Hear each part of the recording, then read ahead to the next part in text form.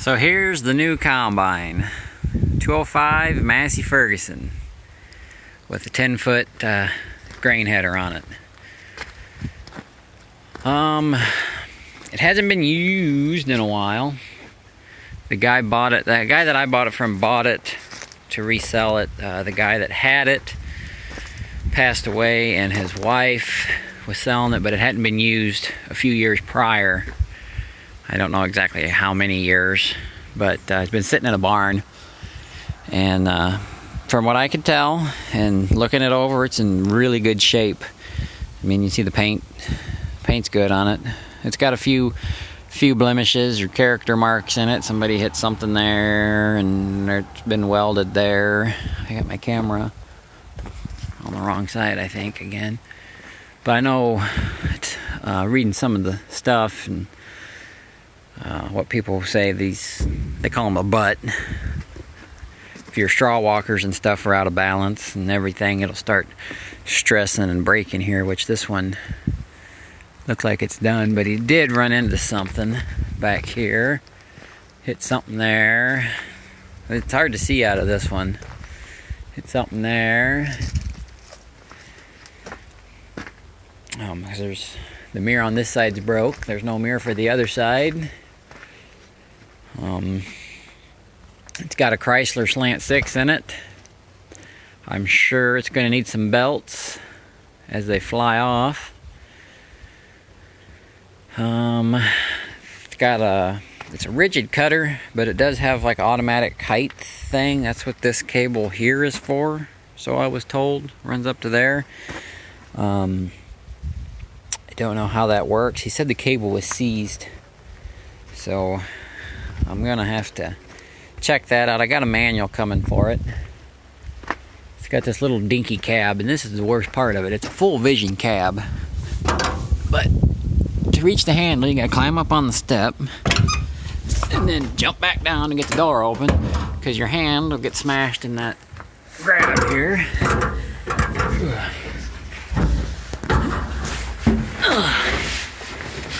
It's got this steering wheel that's, up above my belly button. It's kind of awkward. And then the header's way down there. You gotta lean forward. It's different from what I'm used to, I guess. So, but it should get the job done. Let's fire it up here. I gotta grab the key. Got a John Deere style key.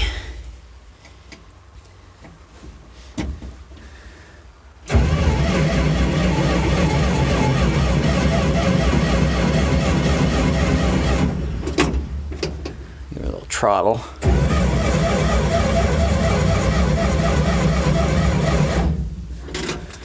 Maybe do this here.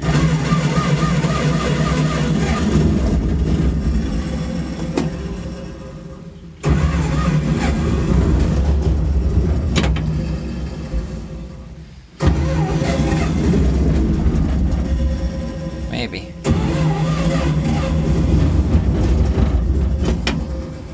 Might be out of gas too. She didn't like that. I'll say it might be out of gas. Let me go check it. It's just got a little gas can on it, and I let it run for a little while yesterday. I gotta clean the fuel tank. Fuel tank's got old gas in it. And he rigged up. He rigged up this little gas can. No, it's got plenty of gas. It might have just drained out. So it did rain last night. That could be part of the issue. Something's wet. A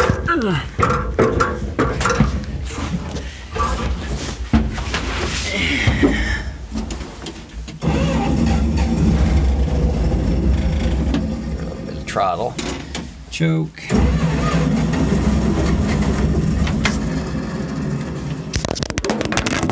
Drop the phone. That's good for it. Got you guys upside down. Come on.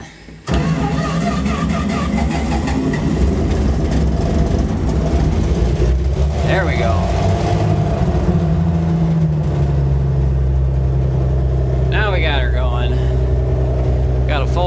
window, got a sliding back window.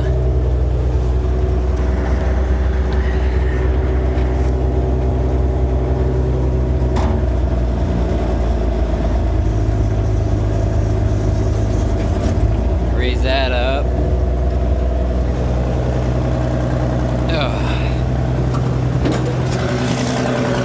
That thing runs pretty good.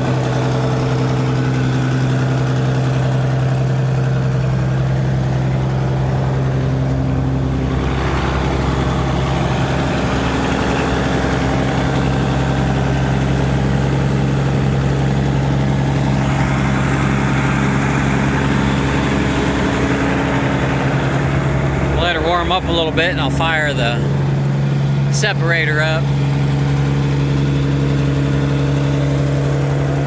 But it's got underneath here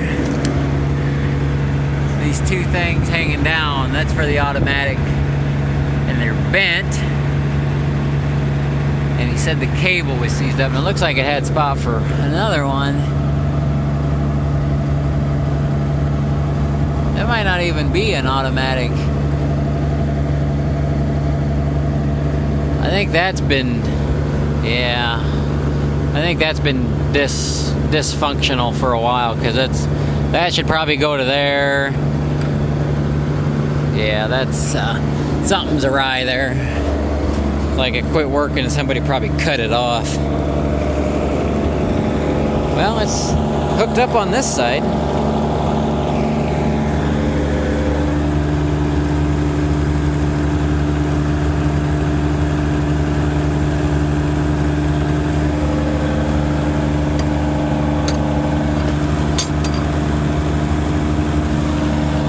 Pushes up on them.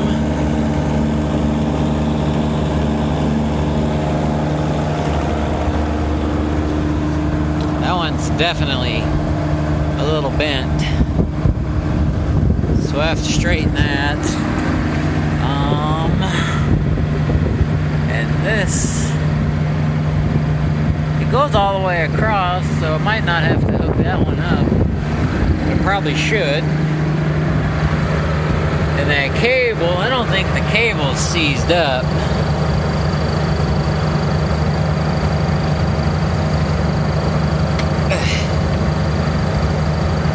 Well, I'll have to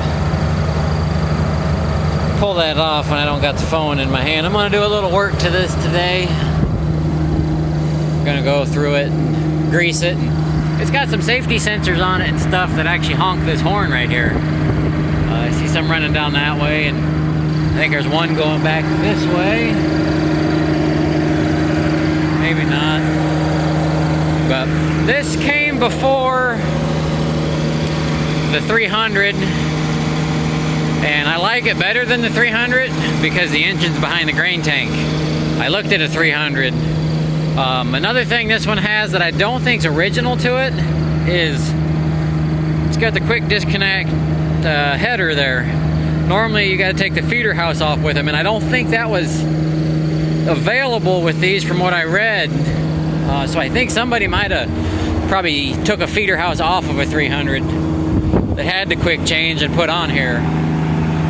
I'm looking for a corn head for it. It would be a Model 24. I see this side's not all the way down. I wonder why.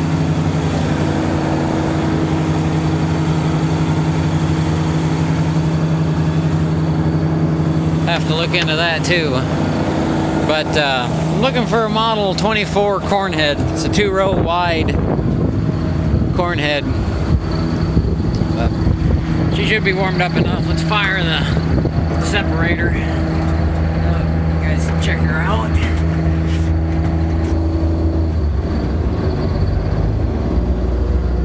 Separator, knuckle buster.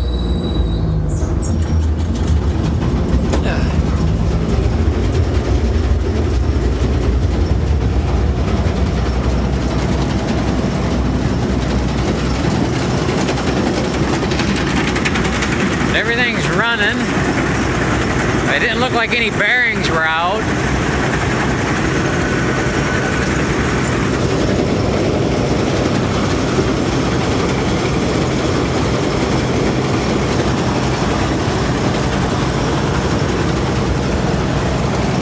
upper doesn't appear to be out of balance. It might, no, it feels pretty good. That pulley up there on the hydraulic pump's a little worrisome though, the way it wobbles. It's got a flat belt on it. I hate flat belts.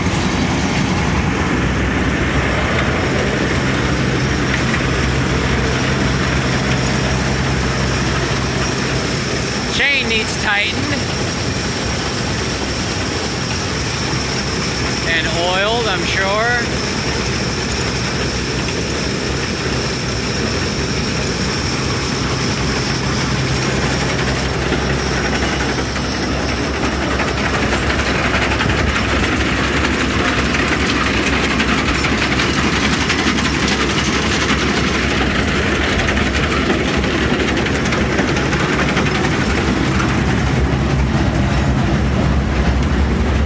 Let's take her to wide open and see what happens.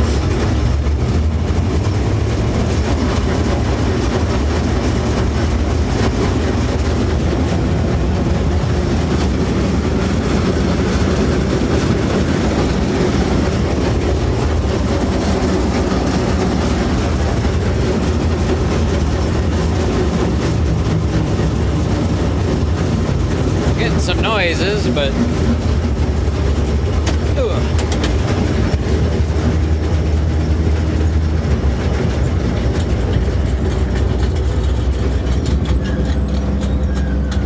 clutch works. The only thing I haven't run is the auger because I can't get it to stay out, and I'm not sure why. Let's see, the door's got to be closed.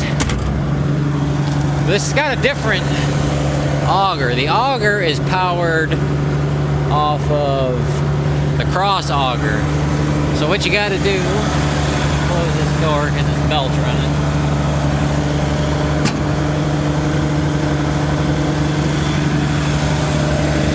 You got to pull this, and then the auger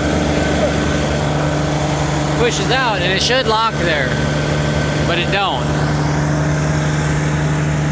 You can see the auger's been beat up. It does have a couple, like a little hole in it, but if this turns out to be a good machine, we'll definitely give it some love. Probably a new auger tube, but I don't know how this locks, because you see there's a detent there, but it doesn't go down into it like it does there. So I'm not sure. That's why I ordered a manual, and it's hard to pull this thing out. And there it goes. It's hard to pull out. It might be a thing where I have to take that off and drill a hole in it.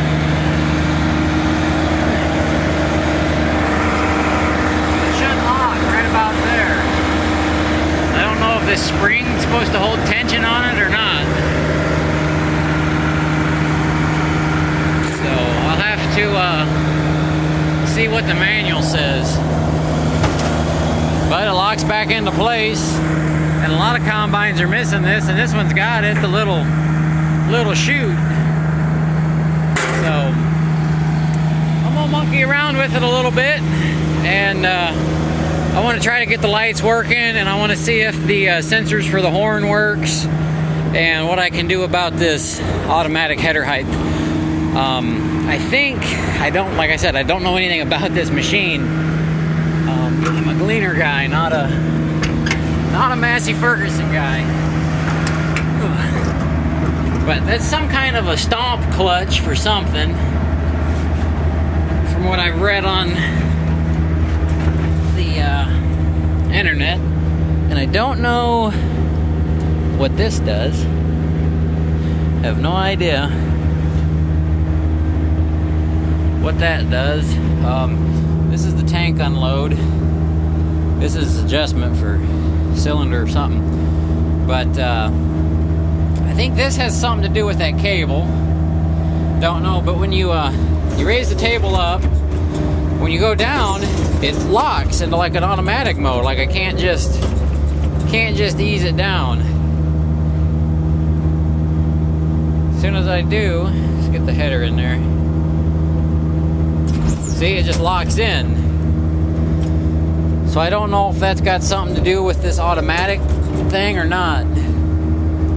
This thing charges though. It charges, holds oil pressure, and the temperature gauge works. Right here, I got wires. Is that a pedal there? What's that for? I don't know what that is down there. But I got some wiring to go through. This little pedal here you seen in the other video, it's for the ladder. That gets down so you can't just fall out. Oh, and it locks there. Handy. Locks there. So, alrighty. We'll call that the video for now and see what we can get into looking at this thing. I'm going to grease it and go over the wiring. So, catch you in the next one.